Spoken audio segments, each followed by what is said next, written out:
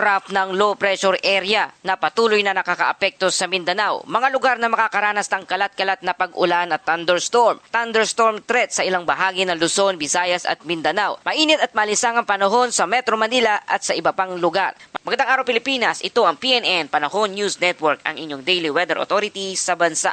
Kaya bago tayo magpatuloy, huwag kalimutang i-like, i-share at i-subscribe ang ating channel at pindutin na rin ang notification bell para lagi kayong nauuna sa mahalagang ulat panahon. Mga kababayan, ngayong araw ng Lunes, May 25, 2026 na po tayo. Narito na ating update sa panahon. Patuloy pa rin nakakaapekto ang trough ng LPA o low pressure area sa katimugang bahagi ng bansa habang nananatiling mainit at maalinsangan sa maraming lugar. Kasabay ng banta ng biglaang thunderstorm, narito ang ating buong detalye. Mga kababayan, base sa latest weather bulletin, ngayong araw ng Lunes, May 25, 2026, ang trough ng low pressure area o LPA o buntot ng LPA ay patuloy na nakakaapekto sa malaking bahagi ng Mindanao at ilang karatig na lugar. Bagamat wala ng direktang bagyo sa bansa, ang trough o extension ng low pressure area o LPA ay nagdadala pa rin ng moisture at instability sa atmosphere na siyang nagiging dahilan ng pag-ulan at thunderstorm. Sa lugar ng Mindanao, Palawan, Eastern Samar at Southern Leyte, makakaranas ng cloudy skies with scattered rain and thunderstorm.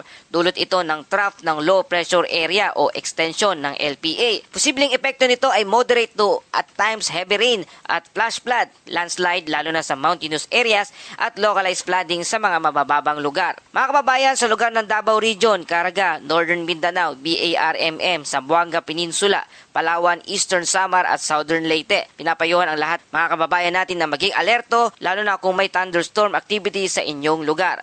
Sa lugar ng Bicol Region at Quezon, kasama ang Camarines Norte, Camarines Sur, Albay, Sorsogon, Catanduanes, Masbate at Quezon Province. Inasahan ang partly cloudy to cloudy skies with isolated rain shower o thunderstorm.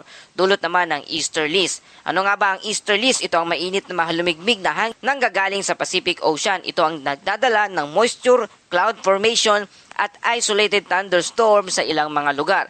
Kaya naman posibleng epekto nito ay biglaang pagbuhos ng ulan, kidlat at pagkulog at flash flood kapag mayroong severe thunderstorm sa inyong lugar. Sa Metro Manila at sa natitirang bahagi ng bansa at sa rest of Luzon, makakaranas ng partly cloudy to cloudy skies with isolated rain shower o thunderstorm. Dulot ito ng localized thunderstorm. Mga kababayan, maaring maaraw sa umaga pero sa bandang hapon o gabi naman ay pwede tayong makaranas ng biglaang thunderstorm, pagkulog at pagkidlat, palakas ng buhos ng ulan, flash flood sa urban areas. Kaya huwag basta magpaging kampante kapag maaraw ang panahon. At dumako naman tayo sa lagay ng panahon dahil sa trough ng LPA, asahan ang maulap na kalangitan na may kalat-kalat na pag-ulan, pagkulog at pagkidlat sa mga sumusunod na lugar.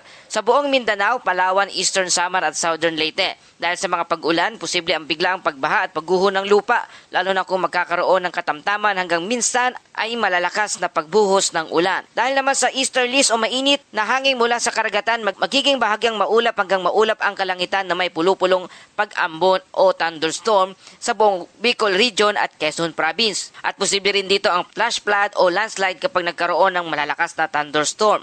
Habang localized thunderstorm naman ang makakaapekto sa buong Metro Manila at sa nalalabing bahagi ng bansa. Asahan ang mainit na panahon sa maghapon, ngunit posible ang biglaang pag-ulan, pagkidlat at pagkulog sa bandang hapon o gabi. Para sa ating forecast heat index, patuloy na nararanasan ang matinding init sa ilang bahagi ng bansa. Ang pinakamataas na forecast heat index ngayong araw ay sa Dagupan City, Pangasinan, na umabot sa 47 degrees Celsius. Kasunod nito ang Apari at Cagayan na umabot sa 46 degrees Celsius, kasama ang Tuguegarao City, Cagayan, CLSU Muñoz at Nueva Ecija.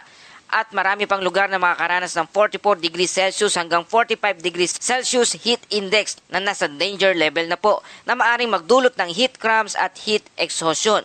Sa lagay ng hangin at karagatan sa Visayas at Mindanao at Palawan, ang lakas ng hangin ay light to moderate winds o mahina hanggang sa katamtaman na may direksyong hangin from northeast hanggang northwest o hilagang silangan hanggang sa hilagang kanluran. Ang taas ng alon ay umaabot sa 0.6 hanggang 1.5 metro ang taas. Bahagya hanggang katamtaman ang pag-alon sa karagatan. Sa Northern Luzon, ang lakas ng hangin ay light to moderate winds o mahina hanggang sa katamtaman na may direksyong hangin from southeast hanggang south o timog silangan hanggang sa timog. Ang taas ng alon ay umaabot sa 0.6 hanggang 1.5 metro ang taas. Bahagya hanggang sa katamtamang pag-alon ng karagatan. Sa nalalabing bahagi ng Luzon, ang lakas ng hangin ay light to moderate winds o mahina hanggang sa katamtaman na may direksyon from east hanggang northeast o silangan hanggang hilagang silangan na may taas na alon naman na 0.6 hanggang 1.2 metro ang taas. Bahagya hanggang katamtaman ng pag-alon ng karagatan. Sa ating astronomical information sa Metro Manila, ang araw ay sisikat mamayang alas 5:27 ng umaga at lulubog naman ito bandang alas 6:19 ng gabi. Patuloy nating binabantayan ang galaw ng LPA-05E, lalo na kung ito ay tuluyang lalakas at maging isang ganap na bagyo. Sa kasalukuyan, huling namataan ang sentro ng bagyo na sa layong 1,340 kilometro silangan ng northeastern Mindanao o nasa bahagi pa ng Philippine Sea sa labas ng kalupaan. At ito ay patuloy na binabantayan dahil nasa katamtaman na ang tsansa nitong maging ganap na bagyo sa loob ng mga susunod na 24 oras. Bagamat malayo pa ito sa kalupaan ng Pilipinas, ang trough o buntot ng LPA o Low Pressure Area number 05E ay siyang direktang nakakaapekto ngayon sa ilang bahagi ng ating bansa, lalo na partikular dito sa bandang Mindanao. Kaya patuloy tayong nagpapaalala sa ating mga kababayan sa ating safety reminders, magdala lagi ng payong kahit maaraw, uminom ng maraming tubig sa matinding init, iwasan ang pagbababad sa araw lalo na sa tanghali, at huwag tumayo sa ilalim ng puno kapag mayroong kidlat, at maghanda sa posibleng flooding at thunderstorm prone areas. At sa ating mga kababayang motorista, mag-ingat sa madulas na kalsada. At tumako tayo sa ating Bible verse of the day mula sa Psalms 107 verse 29. He stilled the storm to a whisper. The waves of the sea were hushed. Mga kababayan, may mga unos sa kalangitan at meron ding unos sa buhay. Pero paalala ng Diyos, siya ang may kapangyarihan pahupain ang bagyo. Kaya habang tayo ay naghahanda sa panahon, manatili rin tayong matatag sa pananampalataya sa Kanya. At yan po ang ating update sa panahon sa araw nito. Ito ang PNN Panahon News Network. Lagi maghanda sa anumang pagbabago ng panahon. Maraming salamat sa inyong panonood. Please like, share, and subscribe na para sa marami pang weather updates. Muli, hanggang sa susunod na ulat panahon.